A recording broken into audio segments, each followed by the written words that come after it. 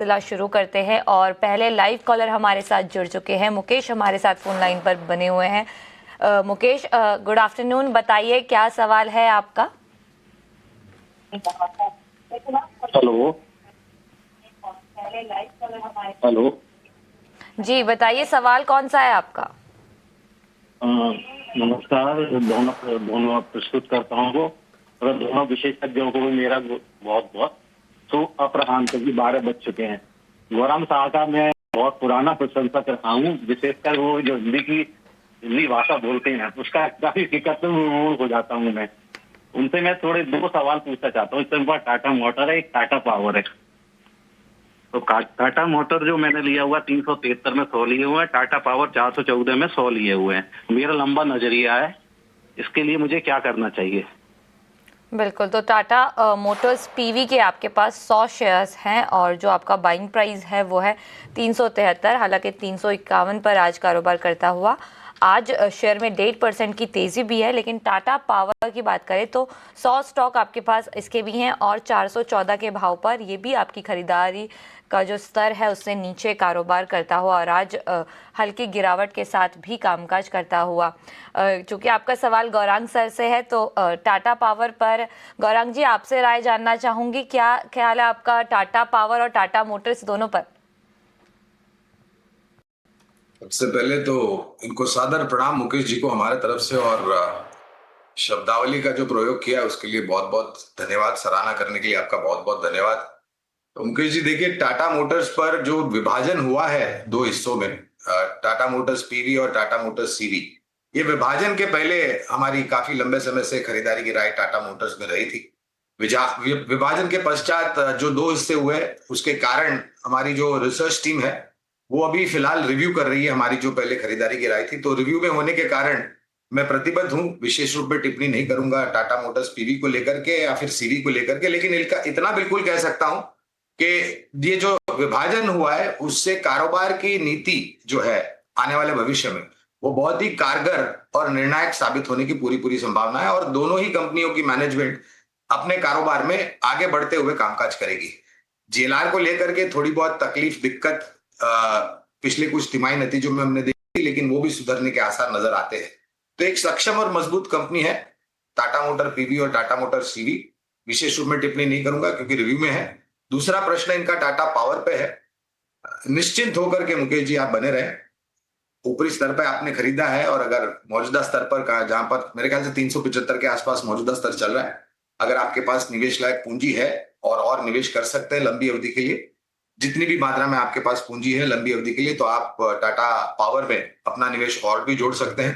Tata power पर हमारी लंबी अवधि के लिए बुनियादी तर्क के आधार पर खरीदारी की राय है। और मुकेश जी ज्यादा चिंतित मत होइए, बाजार थोड़ा बहुत दायरेबंद कारोबार हो रहा है, लेकिन अगर आपका निवेश लंबी अवधि का है तो दोनों ही कंपनियां काफी सक्षम और मजबूत है। बिल्कुल, तो यहाँ पर टाटा पावर पर आप बने रहिए। बुलिश नज़रिया यहाँ पर गौरांग सर ने आपको दिया है और आप चाहे तो इसमें ऐड ऑन भी कर सकते हैं। हमारे साथ निमेश ठाकर.com से निमेश जी भी मौजूद है। निमेश जी बहुत बहुत स्वागत है हमारे शो पर। आपकी कोई राय बनती है टाटा मोटर्स पीवी पर? इनके पास 100 शेयर्स है और 373 की इनकी बाइंग है। निमेश जी आप सुन पा रहे हैं? निमेश जी शायद आपको हमारी आवाज़ नहीं आ रही है। आगे बढ़ते हैं और इस वक्त हमारे साथ अरुण सिंह लाइव कॉलर जुड़ चुके हैं। हाय अरुण, गुड आफ्टरनून। कहाँ से बात कर रहे हैं आप और क्या सवाल है आज आपका? Good afternoon ma'am ji. I am also a great fan of Gaurang sir. जी, सवाल पूछिए अरुण। मेरा सवाल ये है कि मेरे पास 20 शेयर है CDSL के। ओके, और क्या नजरिया है आपका CDSL पर? 6 से एट द रेट ऑफ 16-17। और मैं गौरांग सर से जानना चाहूंगा कि 6 से 1 साल के लिए क्या टारगेट हो सकते हैं। ठीक है गौरांग सर, हमारे साथ अरुण बने हुए हैं। इनके पास CDSL के शेयर है, 20 की क्वांटिटी है, 1617 के भाव पर इन्होंने खरीदा था। फिलहाल 2600 का इन्हें नुकसान हो रहा है। ये स्पेसिफिकली आपसे राय चाहते हैं CDSL पर, और अगले 6 महीने तक ये होल्ड कर सकते हैं।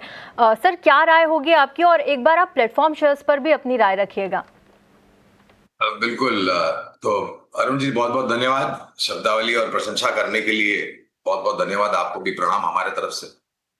तो देखिए, ये जो भारतीय शेयर बाजार से जुड़ी हुई कंपनियां हैं, मैं एक पहले हमारा जो नजरिया भारतीय शेयर बाजार और भारतीय शेयर बाजार से जुड़ी हुई कंपनियों के ऊपर रखता है, तो हमारा आकलन ये कहता है, और लगभग मेरे ख्याल से अमूमन काफी लोग यही राय रखते हैं कि भारतीय शेयर बाजार आने वाले भविष्य में 2, 3, 4, 5 साल सक्षम रूप से कामकाज करेगा। और औसतन जो हमने अनुमान लगाया है, सूचकांक पे आपको जो मुनाफा है वो करीबन 12 से 15% का प्रतिशत का फिलहाल जो परिस्थितियां हैं उसको मद्देनजर रखते हुए हमें लगता है साल दर साल आपको 12-15% के आधार पर वृद्धि होते हुए दिखाई देगी। और वो अगर आप कंपाउंडिंग करते हैं अगर 3-5 साल के लिए, तो काफी बड़ा स्तर आपको ऊपर की तरफ दिखाई देगा और अच्छा खासा रिटर्न दिखाई देगा। अब अगर शेयर बाजार अच्छा करता है तो जाहिर है शेयर बाजार से जो जुड़ी हुई मजबूत और सक्षम कंपनियां हैं, उदाहरण के तौर पर, ये कोई राय नहीं, मैं सिर्फ उदाहरण दे रहा हूं, प्लेटफॉर्म प्रोवाइडर जैसे कि BSE, सर्विस प्रोवाइडर जैसे कि CDSL, NSDL और CAMS computer age management services. अब कैम्प्स के ऊपर बुनियादी तर्क के आधार पर हमारी खरीदारी की राय है, या फिर मजबूत और सक्षम इंटरमीडिएटरीज, क्योंकि ये भी हिस्सा होता है भारतीय शेयर बाजार का। तो देखिए 3-6 महीने के लिए तो मैं तो सक्षम ही नहीं हूं मुकेश जी आपको राय देने के लिए। मैं बुनियादी तर्क के आधार पर आकलन करता हूं, और उसके लिए नजरिया आपका साल, 1.5 साल, 2 साल का होना चाहिए। तो 6 महीना बहुत ही छोटी से मध्यम अवधि हो जाती है। तो पहले तो कवरेज नहीं है CDSL पर, और दूसरी बात छोटी मध्यम अवधि के लिए मैं सक्षम नहीं हूं। लेकिन इतना बिल्कुल कह सकता हूं मुकेश जी आपको कि एक सक्षम और मजबूत कंपनी है, service provider, depository service provider है, और अच्छा खासा कामकाज कर रहा है।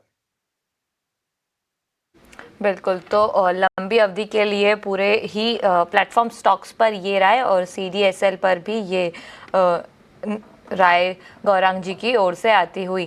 तो सवाल YouTube से हमारे पास है, गोविंद सिंह हरियाणा से सवाल पूछ रहे हैं। आरती इंडस्ट्रीज पर सवाल है, 120 शेयर्स है इनके पास, और 560 के जो है इनका खरीद भाव है।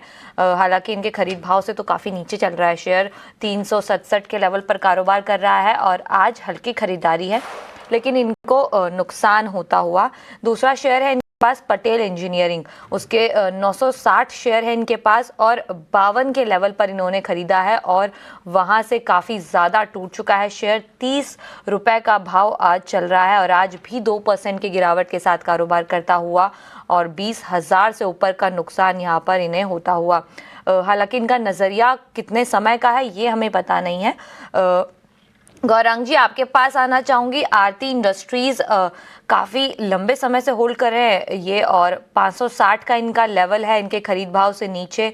और पटेल इंजीनियरिंग की बात करें तो यहाँ पर भी 52 का लेवल, और काफ़ी नीचे कारोबार कर रहा है। क्या सलाह होगी आपकी दोनों ही शेयर्स पर? देखिए, दोनों ही शेयर आरती इंडस्ट्रीज और पटेल इंजीनियरिंग कवरेज में नहीं है, इसलिए विशेष रूप में टिप्पणी तो नहीं कर पाऊंगा। लेकिन एक राय या सलाह जो है इनको मैं देना चाहूंगा। इस शेयर बाजार में जब कभी भी आप पूंजी लगाते हैं, और अगर आपकी लगाई गई पूंजी में नुकसान होता हुआ दिखता है, तो आपको समय अनुसार कदम उठाने चाहिए। और अगर आपने किसी तरह की गलती की हो या भूल की हो तो उसको ठीक करना चाहिए। अगर आपकी पूंजी ही 30, 40, 50, 60% सफाया हो जाता है, तो सबसे पहले तो तकलीफ ये होती है कि पहले तो पूंजी फिर से लौट के आएगी कि नहीं, उसके ऊपर बड़ा प्रश्न चिन्ह लग जाता है। आप मुनाफे की बात तो दूर तक छोड़ दीजिए। तो शेयर बाजार में आपको अनुशासन रख करके, और जैसे आपकी जोखिम झेलने की क्षमता का जो अलार्म है वो बजना शुरू हो जाता है, तो आपको उस समय पर कदम उठाने चाहिए। विशेष रूप में तो टिप्पणी नहीं करूंगा क्योंकि हमारी कवरेज नहीं है इन दोनों पर। बिल्कुल, तो नुकसान का दायरा बड़ा है, इसीलिए सोच समझकर अगर आपको लॉस हो रहा है तो एक बार रीचेक करना ज़रूरी है। गौरांग जी बहुत बहुत शुक्रिया आपका हमारे साथ जुड़ने के लिए, और निमेश जी आपका भी बहुत बहुत शुक्रिया ET Now स्वदेश को समय देने के लिए, और हमारे जो दर्शक हैं उनकी क्वेरीज को सॉल्व करने के लिए। लेकिन यहाँ पर वक्त तो चला है एक छोटे से ब्रेक का, लेकिन आप कहीं मत जाइएगा क्योंकि हम ब्रेक के बाद लेके आ रहे हैं योर स्टॉक का सेकेंड एडिशन। तो अपने सवाल फटाफट भेजिए, हम उनकी जो जवाब है वो अपने एक्सपर्ट से लेंगे।